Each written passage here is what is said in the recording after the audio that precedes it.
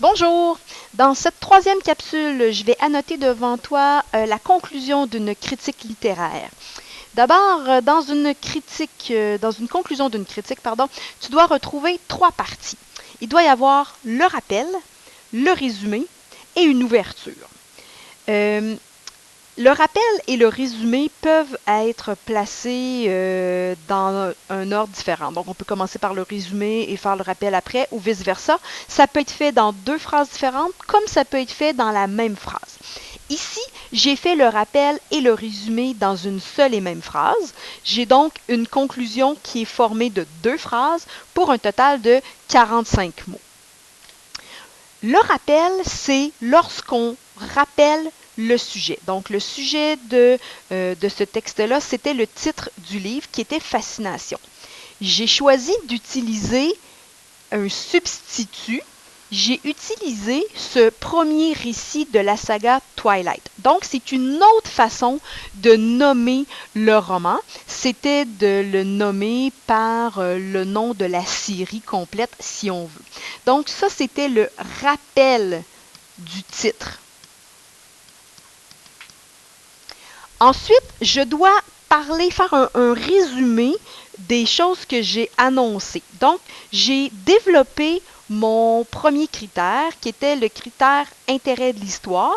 Et l'histoire est intéressante parce que l'auteur mêlait habilement les thèmes. J'ai donc utilisé, grâce à la variété des thèmes, pour faire le résumé du critère 1. Et j'ai indiqué le portrait envoûtant d'Édouard pour parler du critère 2.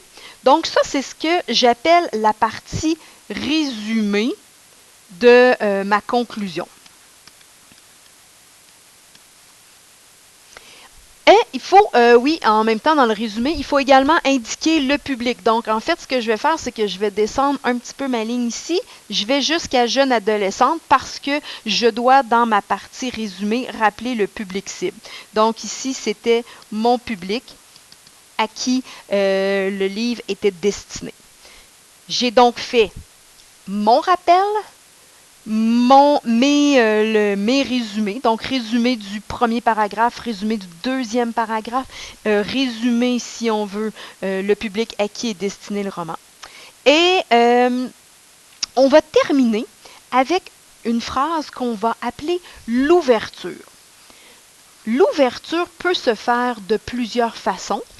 Dans une critique littéraire, ce qui est intéressant, c'est de faire une ouverture sous forme d'accroche. Donc, une accroche, c'est une phrase qui va accrocher ton lecteur et qui va lui donner le goût de lire finalement le roman que tu lui proposes.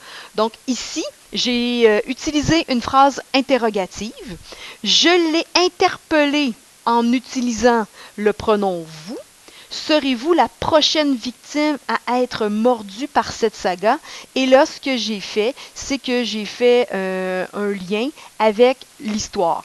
Donc, on sait que les vampires mordent, donc je fais le lien avec la thématique des vampires. Et en même temps, être mordu, c'est une expression qui démontre clairement quand on aime quelque chose. Donc, dans ma conclusion, j'ai encore des expressions qui montrent que ma critique est favorable. En choisissant le mot variété, en choisissant l'expression à tout pour plaire, envoûtant, être mordu, je présente au moins quatre autres expressions qui montrent que la critique est positive. Et un autre élément que je voulais te souligner, c'est que tu dois avoir dans ta critique des organisateurs textuels pour articuler ton texte. On voit donc que la conclusion débute par un organisateur de conclusion. Ici, enfin, on aurait pu mettre finalement pour conclure. Mais on va également avoir à l'intérieur des paragraphes des marqueurs de relation. Par exemple, au paragraphe précédent, on avait ainsi, en effet. Donc, ce sont des marqueurs qui vont t'aider à créer des liens et à montrer que tes idées sont bien enchaînées les unes aux autres et à peut-être nuancer aussi ta pensée. Rappelle-toi que tu peux utiliser ta grammaire pour t'aider là, à trouver le bon marqueur de relation. On avait déjà identifié les pages ensemble en début d'année. Donc sur ce, n'hésite pas à me poser des questions si tu as des interrogations.